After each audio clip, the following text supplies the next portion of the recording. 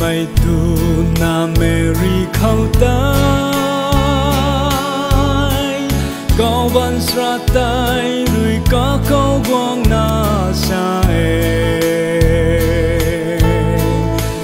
đi gai sâu giàu riêng là tàu mày an lu lên bao bao mày rui nắng ta cả ta lao bỏ mẹ bình rưu thân mày quỳ Mary ra quang khâu rui giàu riêng là tàu thế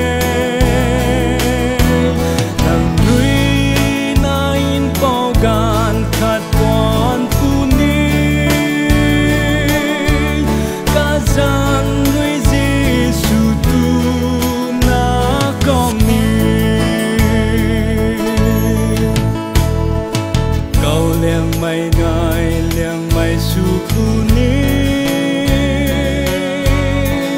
có bu te bi quang bấm băng ti lao bu ni giờ có con câu rê tinh sang dầm vòng tu bu ni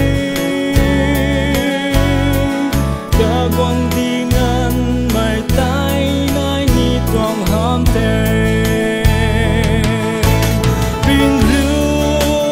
thân mày quỳ Mary ra quang câu rui giàu riêng là tóc thế đằng rui na in bao gan khát quan phu ni cả san với Giêsu tu na con ni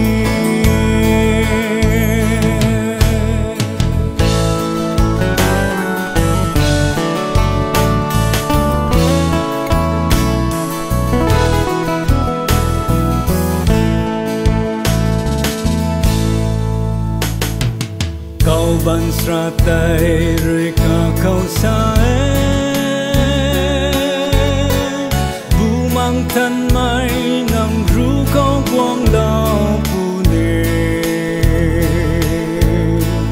câu liang mày ngâm rồi nằm ru câu quang đau phù nề quan ni mày na tay in thân mày cao phù nề